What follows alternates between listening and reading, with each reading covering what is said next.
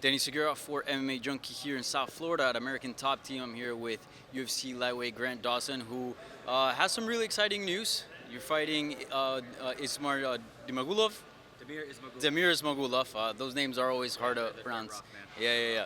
But big fight, man. Big fight for you. I know you've been looking for a big step up. You called out Tony Ferguson. Didn't get him exactly, but are you happy with this name, with this opponent?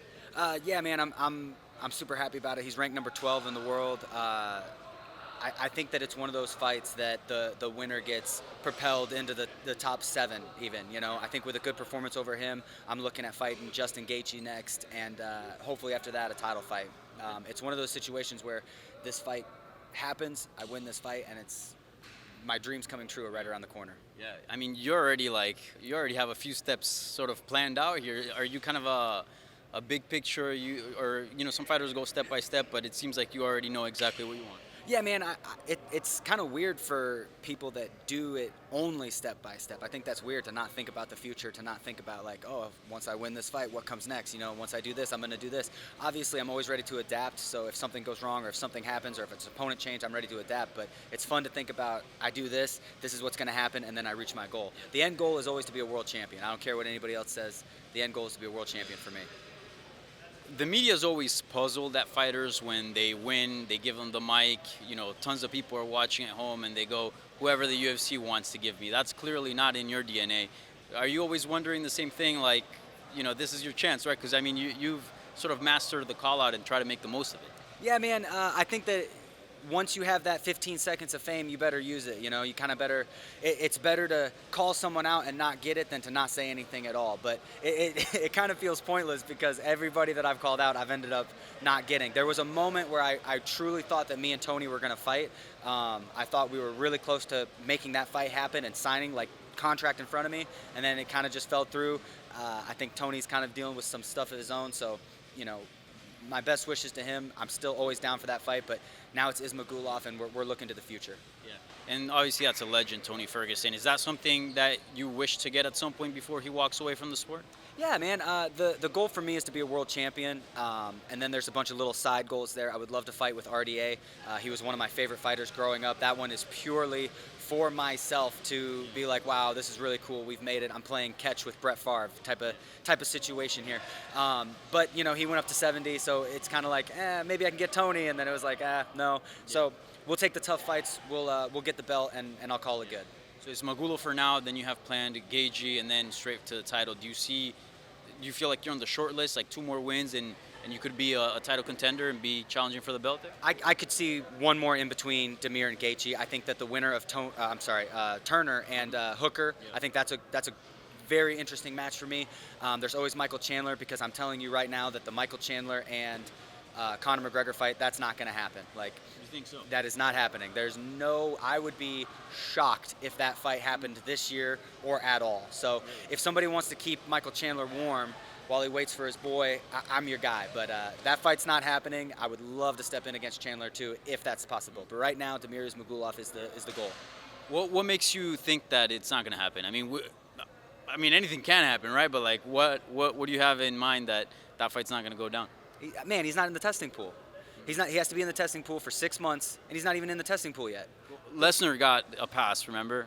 Got the little. I remember. No, I know what you're talking about against Mark Hunt. That's a little bit different. USADA was a lot newer. Like, a lot of people have their eyes on it right now. A lot of people are going to be saying, hey, like, he needs to be in the test. That's the whole talk. He's not going to be in the testing pool. Yeah. He thought he could go the Brock Lesnar way, and he's realizing that he can't. He was at bare knuckle. Did you see him at bare knuckle pulling those stunts? That was a stunt, man. He's trying to get past the rules. It's not going to happen. USADA's not going to budge on their decision. It's going to be 6 months. That fight's not happening this year, and I don't think that fight's ever going to happen because Conor doesn't want to get in the testing pool, if you know what I mean. Yeah.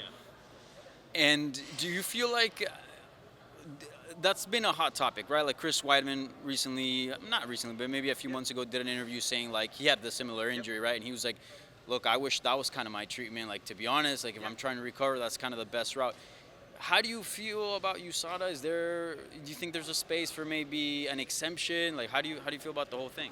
I do. I think that I don't know what the answer is. Yeah, I don't know what the answer is. But I think that if fighters are having fertility issues, I think that if fighters have serious injuries where they're going to be out for years anyway, I think there should be exceptions. I don't know how you regulate that. I don't know what the science is behind that. And I'm sure they will find ways to use that to cheat 100%. But I don't think you can tell a man, like, hey, if you can either be a UFC fighter and not have a baby, or not be a UFC fighter and have a baby. Like, I don't think that's fair to make a man pick between that. Again, I don't know what the answer is to make it fair for everybody, but I do think there should be situations where medical intervention is okay.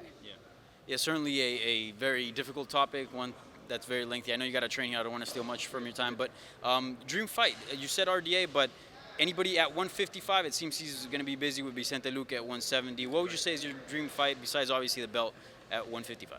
Man, we're talking purely just a dream fight.